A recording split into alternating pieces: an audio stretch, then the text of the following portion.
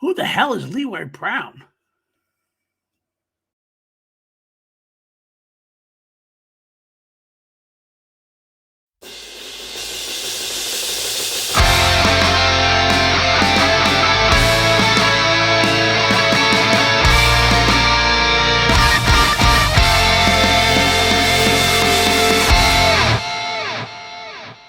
Hey, welcome to Crown Jewels, a journey through Queen. I'm your host, PLD, here on the PLD Projects Network.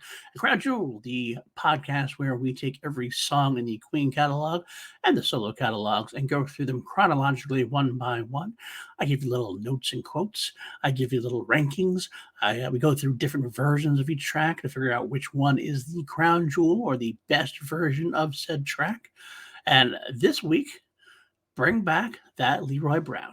Now, if you look in the description below, you'll notice YouTube links to all the different versions of the track that we're going to listen to tonight. We have the studio version, we have the a cappella mix 2011, we have two live versions, Live at the Rainbow 1974 and Live at the Odeon 1975. But let's get into those notes and quotes first. Bring Back That Leroy Brown was written by Freddie Mercury. Features Freddie on lead and backing vocals, piano, and jangle piano. It features Brian on guitars and George Formby ukulele banjo, a banjo he played with his father growing up. Became quite interested in it at times and really added a little bit of flavor to this track. It features John Deacon on the bass guitar and the double bass, and of course you have Roger on the drums. Now, as you can tell, this is inspired by Jim Croce's Bad Bad Leroy Brown, a very famous track. Similar style, while Freddie goes a little campier with it, unsurprisingly. This is a fun, really upbeat number. I really enjoyed it. I hope you enjoy it too. This is actually my daughter's favorite Queen song growing up. She would love hearing this. As soon as this came on, she'd be dancing in the back seat. Hopefully you'll be dancing at your chairs or in the car, wherever you are listening to it. For some reason, when they did this song live, they never actually did the song. They added it to the medley and did mostly an instrumental version. It had a little bit at the end, but at the end where they had the harmony section together. But for some reason, the rest of it was just done instrumentally. I'm not sure why that is. I'm not sure if that was something they just weren't confident enough in the to do the vocal version while doing the instrumental. It makes no sense to me, really, honestly. But for whatever reason, that's how they decided to do it. A quote from Brian from 12/24/1977 on BBC Radio 1. The ukulele was incidental to that because it was Freddie's song. It had this kind of vaudeville atmosphere, and I just thought the ukulele would go nice on it, and we worked beside it so it could be done. And I managed to fiddle a little ukulele solo. I managed to get that in there live. That's actually kind of funny. If you watch the videos I have, you'll see that Brian has his guitar strapped on, kind of runs over to the side, gets a little ukulele, plays it, and then gives it back. Without further ado, why don't we go and listen to the tracks, come back, and we'll talk a little bit more about them. First off, the studio version of Bring Back That Leroy Brown. Bring back, gotta bring that Leroy Brown. And we are back. Yes, very, very vaudeville. And just listening to it again, it really is the ukulele that gives it its character. Like I listened to the Bad Bad Leroy Brown track from Jim Croce, a nice little piano, bouncy piano beat, kind of a lot like this is. But that ukulele that Brian makes, it gives it a really old school feel, and you can't help but bounce along to it. There's some really nice double bass lines throughout. John really gets a chance to shine a little bit. The harmonies are really intricate. They're hard to tell. You're going to tell a little bit more in the next one. There's some spots in there that they are.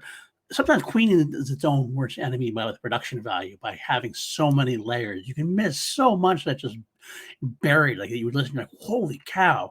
But they bury it in amongst layers and layers of guitars and drums and piano and everything else. So when you get to peel back the onion, so to speak, you get to see, oh, that's really even more intricate than I thought it was.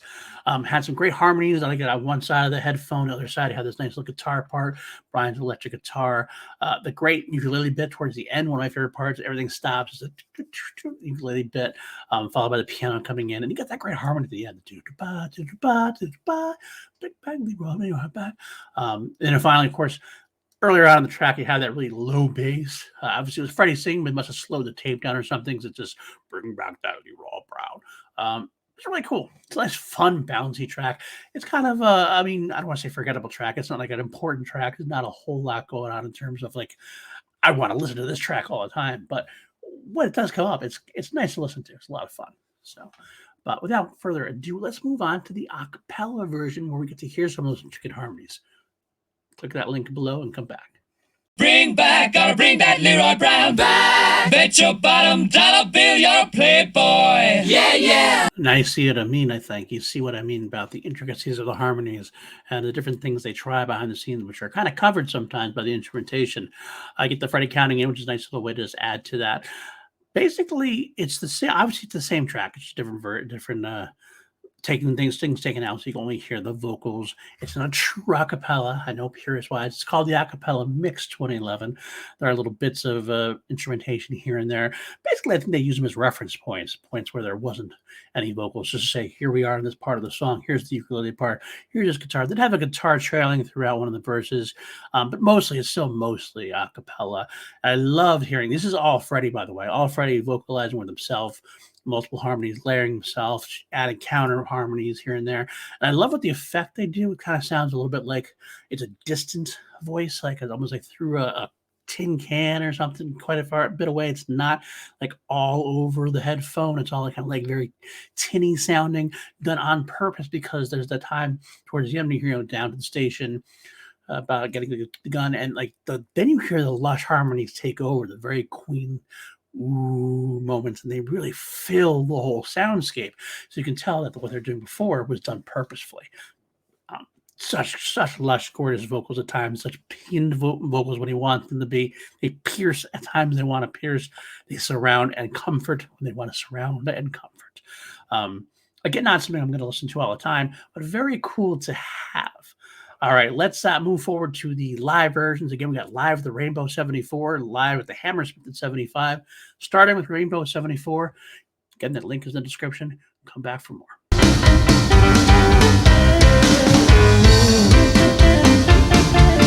All right, there you have it. Again, I'm not sure why they do it that fashion. It's mostly instrumental. You have the one, that cutie pie, and you have the final do-do-da, do-do-da, do-do-da. But pretty much overall, the rest of it's just instrumental. It's kind of cool to have the video version, see the band kind of just enjoying themselves. The highlight is Brian getting the ukulele bit, really. Not much else to say, right? All right, let's go on and listen to A Night at the Odeon. Again, in that description, it's from 1975. You're going to find it's very similar to the one we just heard. That's the one thing about the 74, Rainbow 74, Hammersmith 75. A lot of similarities between the versions. Only a year has passed. They haven't done anything majorly different with the songs. But we will listen and see if we like one better than the other. Let's go. Bring that big bad Leroy back. Water back. All right, there you have it. Night at the Odeon, pretty damn similar to the Rainbow version, right? Get Roger counting in. Same cutie pie, same instrumental bits, same ending. Ukulele is slightly longer, and the harmonies sound a little bit better, to my ears at least. But overall, it's really a similar version. One half the other. You're not going to have anything completely different if you take the Hammersmith version or you take the Rainbow version. So that's where we lie with those. Let's move on to the ratings and the rankings and the figure out which is the actual crown jewel, the best version. Well, I'm going to give this song a solid 7 out of 11. We always go up to 11 here on PLD Projects. This is going to not be my top 10 at all, but it's a song I do have fun with. Like I said, I have a lot of nostalgia for it because my daughter used to sit in the backseat of the car, and every time this came out, she'd be bouncing up and down, having a grand old time. That's what it's good for. It's good for a fun track. It's not anything completely memorable, but it is a fun track nonetheless. So, which version is the crown jewel of the week? You got the 4 versions. I'm going to give them to you from lowest ranked to the highest ranked. The last one, Live with the Rainbow 1974. A little bit of a mixing issue, I think, as far as the harmonies go. They don't get much harmonies. There's only the one part of the harmonies. So we don't have a lot to put my hat on. If I'm going to listen to the track, I want the vocals. The intricate harmonies is really what sells me on it. The bouncy instrumental is fun, but I need the combination of both. That being said, Live at Hammersmith 75, just a nip above, just a little bit above, which means you got the album version and the acapella version. Well, you can tell I'm going to go with the album version as the crown jewel. The acapella version is probably my favorite alternative to listen to because we do get to hear more of those intricate harmonies. But at the end of the day, I want the whole track. I don't want the instrumental. I don't want the acapella. I want the whole track. Give me the whole thing. That's what the Crown Jewel version is. That's the best version of this track to listen to. If you're ever going to listen to a version, you're going to listen to the album version. Alrighty, folks. Thanks for sticking with me here on tonight's Crown Jewels, a journey through Queen. I want to shout out patreon.com/PLD projects. Brandon Buckingham, Jeff Halterman, John Lestrina. Couldn't keep the lights on without you. We really appreciate you and the rest of my patrons as well. And of course, if this is your first time here, hit that like, hit the subscribe. Come back for more. We have great content about movies, Star Wars, Queen here. Like I said, this is a lot of fun. I hope you enjoy yourself. Please leave me a comment. Let me know what you'd like to see more. Got some trailer reactions coming. A lot of stuff happening. So stick around. Why not, right? All right, until next time, God save the Queen, everybody. Take care.